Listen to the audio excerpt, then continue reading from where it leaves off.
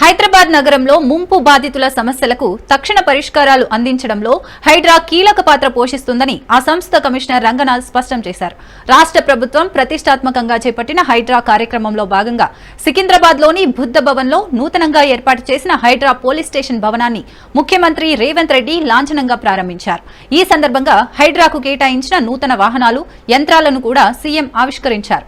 ప్రజలు ఏ ప్రభుత్వ విభాగాన్ని సంప్రదించాలో తెలియని క్లిష్టమైన సమస్యలను సైతం హైడ్రా స్వీకరించి పరిష్కరిస్తోందన్నారు. ఏదైనా సమస్య మా పరిధిలోకి రాదని చెప్పి మేం ఎప్పుడూ గిరిగీసుకోలేదు. ఏ శాఖకు సంబంధించిన బాధ్యత అయినా తక్షణమే స్పందించి ఆ పనిని మేం పూర్తి చేస్తున్నామని రంగనాథ్ వివరించారు. హైడ్రా చొరవ కారణంగా నగరంలో చెరువులు, నాలాల ఆక్రమణలు గణనీయంగా తగ్గుముఖం పట్టాయని రంగనాథ్ పేర్కొన్నారు.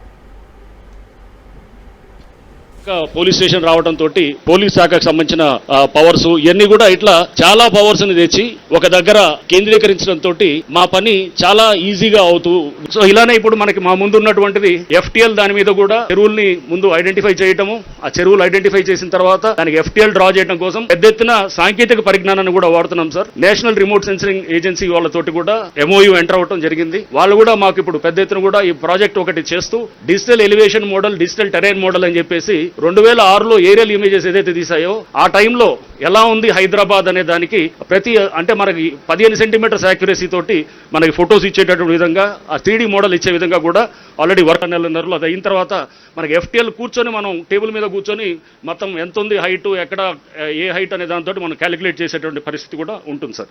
సో సాంకేతిక పరిజ్ఞానాన్ని కూడా పెద్ద ఎత్తున వాడుతూ అండ్ ఇంతే చెరువులతో పాటు నాలాల్లో కూడా పునరుద్ధరణ కూడా దాని గురించి కూడా డేటా తీసుకుంటున్నాం సార్.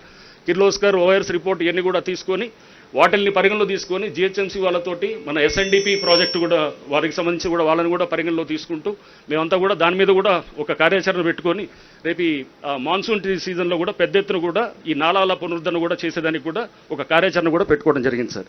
సో ఇది ఈ విధంగా ముందుకు పోతూ హైడ్రా ఇంకా ఉన్నత లక్ష్యాలు తీసుకుంటూ ప్రజల ఆకాంక్షల మేరకు పబ్లిక్ వెల్ఫేర్ని దాన్ని ఒక ప్రధానమైన గీట్రాయిగా పెట్టుకుంటూ దాని కోసం కృషి చేస్తూ మీ ఆధ్వర్యంలో ఇంకా ముందుకు వెళ్తాం సార్. Thank you sir.